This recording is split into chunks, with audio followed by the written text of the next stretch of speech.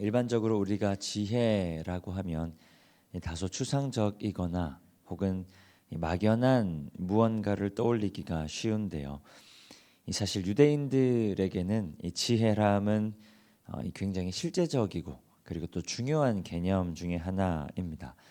그리고 또 삶에 굉장히 맞닿아 있는 것이기 때문에 그 알미라고 하는 게 그 삶이 되어야 진짜 알미라 여기는 것이고, 지혜 또한 삶으로 드러날 때만 지혜로 여기는 겁니다.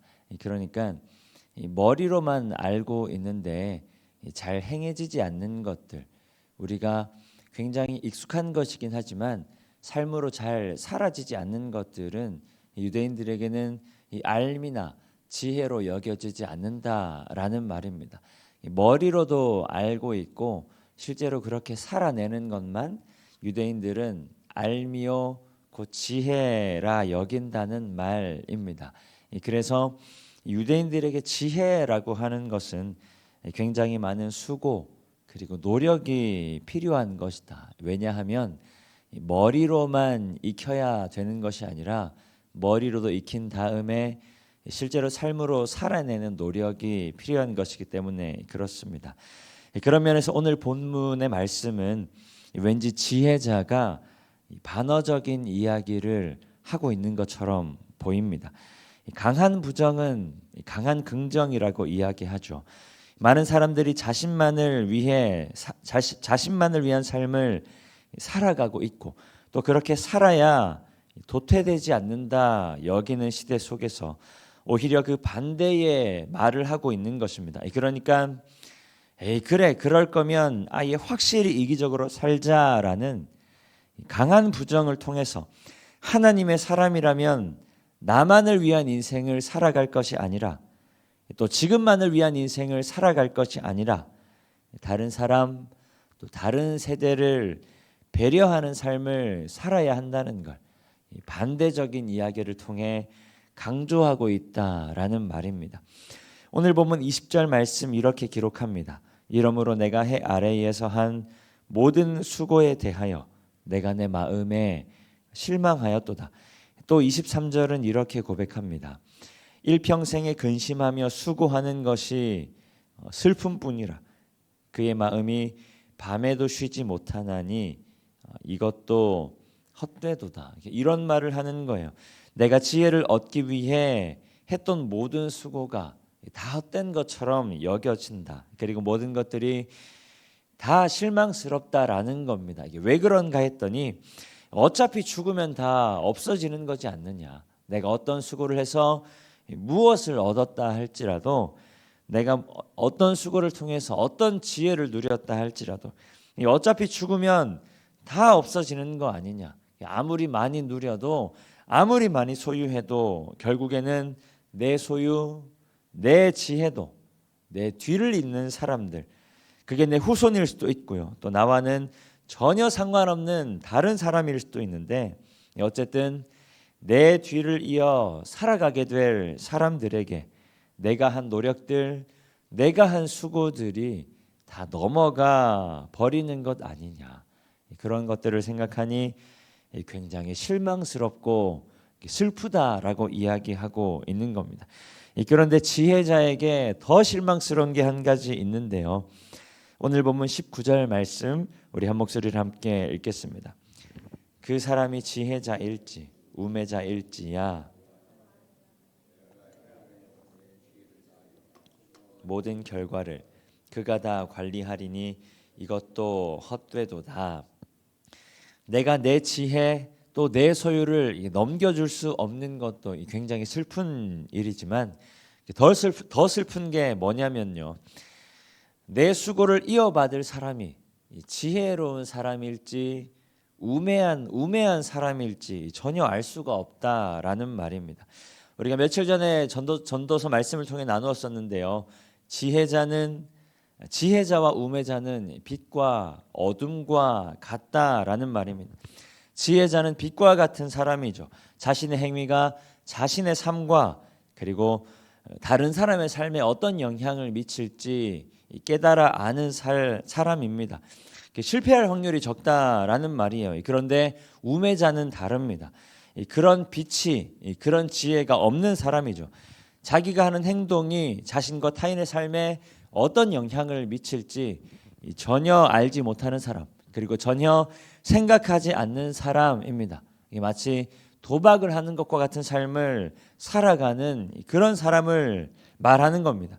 굉장히 많은 노력을 기울여서 일구어낸 지혜, 또 이루어낸 소유들이 후대의 지혜자를 통해 잘 사용된다면, 그것도 힘들긴 하지만 그나마 다행인데, 우매자에게 넘어간다면, 그래서 가치 없는 곳에 가치 없는 모양으로 허비되어 버린다면, 이 지혜자의 노력과 수고가 너무 허망한 것 아니냐라고 이야기하는 겁니다. 지혜자는 오늘 본문을 통해 굉장히 강한 어조로 한탄하듯 고백하고 있는 거죠. 내가 이루어낸 모든 것들이 지혜자일지 우매자일지 모르는 다른 사람, 지혜자일지 우매자일지 모르는 다른 후손들에게 이어질 수밖에 없으니 너무 슬프고 허망한 것 아닌가. 내가 일평생을 다해 노력해서 이루어낸 것들이 그것을 가치 있게 사용하는 사람에게 넘어갈지, 그것을 헛되이 허비할 사람에게 넘어갈지 알 수 없으니 굉장히 슬프고 허망하다라는 말입니다. 그런데 오늘 말씀을 우리가 반대로 읽으면 이렇게 됩니다.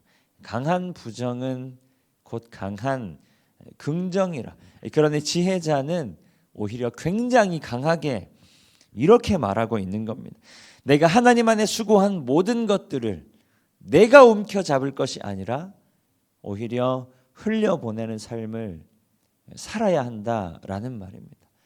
내가 일생의 노력을 통해 얻어낸 수많은 수고의 열매들을 내가 움켜잡을 것이 아니라 오히려 양보하는 인생을 살아야 한다라는 말입니다. 우리가 흔히 청지기적 삶이라는 이야기들을 하죠. 내가 일구었기 때문에 다 내 것이라고 생각할 것이 아니라, 내가 이루었기 때문에 다 내 것이라 여길 것이 아니라, 하나님께서 나에게 주신 것이기 때문에 내 소유가 아니라 잠깐 맡아둔 것뿐이라 여기는 것입니다. 하나님께서 나에게 잠깐 동안 맡겨주신 것이라 여기는 것입니다. 그러니 나에게 맡겨진 기한이 다하면 당연히 내가 움켜쥘 것이 아니라 내가 아닌 다른 사람에게, 나를 이어 이것들을 맡아줄 다른 사람에게 물려주어야 한다라는 말입니다. 그게 누구이든, 그게 지혜자이든 그게 우매자이든 그게 어떤 난리가 난 사람이든 그것은 나의 역할이 아니라, 그것은 나의 영역이 아니라 오롯이 하나님의 영역임을, 오롯이 하나님의 권리임을, 오롯이 하나님의 주권적인 선택임을 우리는 인정해야 한다라는 말입니다. 그러면 내가 해야 할 일은 무엇인가? 내가 어찌할 수 없는 것을 굳이 생각하고 염려하면서 우리의 시간을 허비할 것이 아니라 그저 묵묵히 하나님께서 맡겨주신 내 인생에만 최선을 다하는 겁니다. 하나님께서 맡겨주신 내 인생 가운데 내가 어찌할 수 있는 영역에만 하나님 맡겨주신 최선을 다하는 것입니다. 그래야 아주 작은 부분이라 할지라도 하나님의 크신 구원 역사 한켠에 하나님의 사용하시는 내 삶을 발견하게 되는 겁니다. 아무리 작은 나의 인생이라 할지라도 하나님의 크신 구원 역사 안에 작은 나의 인생을 사용하시는 하나님을 경험하게 된다라는 말입니다. 하나님 앞에 귀하게 쓰임받는 인생이 되는 것이다. 우리가 얼마나 많은 것들을 일구었고 얼마나 많은 것들을 누렸냐와는 관계없이 하나님의 역사하심 안에 우리의 인생이 사용되어지는 것이다. 오늘 본문의 지혜자가 말하는 것처럼 그 삶 그대로, 지혜자의 말하는 삶 그대로 이기적이거나 편협한 삶을 벗어나는 우리의 모습 되기를 소망합니다. 우리가 가진 모든 것들, 우리가 이루어낸 모든 것들, 내가 누리고 있는 모든 것들 마치 내 것처럼 여겨지지만 그 모든 것들이 내 것이 아니라 하나님께서 우리 가운데 허락하신 것임을 우리가 다시 한 번 더 기억하며 고백할 수 있기를 소망합니다. 우리가 예수 믿는 사람들을 성도라고 이야기하죠. 거룩한 백성, 구별된 백성이라는 말입니다. 우리가 거룩한 백성답게 그리고 구별된 백성답게 우리가 지금은 이 세상을 버타며 이 세상에 살아가고 있지만 그럼에도 불구하고 세상과는 구별된 백성답게 우리의 편협한 우리의 이기적인 욕망을 위해 살아가기보다 하나님의 구원 역사, 하나님의 일하심과 하나님의 뜻과 계획 가운데에 우리의 삶을 내어드릴 수 있기를 소망합니다. 그렇게 내어드림을 통해 하나님 나라의 한 켠을 우리의 인생으로 완성해가는 그렇게 오늘 하루의 삶도 하나님의 나라를 완성해가는 우리 모두 성도님들 되시기를 축복합니다. 이 시간 주신 말씀 기억하며 함께 기도합니다.